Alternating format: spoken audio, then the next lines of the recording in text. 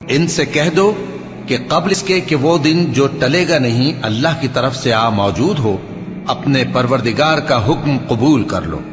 اس دن تمہارے لیے نہ کوئی جائے پناہ ہوگی اور نہ تم سے گناہوں کا انکار ہی بن پڑے گا۔ پھر اگر یہ منہ پھیر لیں تو ہم نے تم کو ان پر نگہبان بنا کر نہیں بھیجا، تمہارا کام تو صرف احکام کا پہنچا دینا ہے۔ اور جب ہم انسان کو اپنی رحمت کا مزہ چکھاتے ہیں تو وہ اس سے خوش ہو جاتا ہے، اور اگر ان کو انہی کے اعمال کے سبب کوئی سختی پہنچتی ہے تو سب احسانوں کو بھول جاتا ہے۔ بے شک انسان بڑا ناشکرا ہے۔ تمام بادشاہت اللہ ہی کی ہے، آسمانوں کی بھی اور زمین کی بھی۔ وہ جو چاہتا ہے پیدا کرتا ہے، جسے چاہتا ہے بیٹیاں عطا کرتا ہے اور جسے چاہتا ہے بیٹے بخشتا ہے، یا ان کو بیٹے اور بیٹیاں دونوں عنایت فرماتا ہے، اور جس کو چاہتا ہے بے اولاد رکھتا ہے۔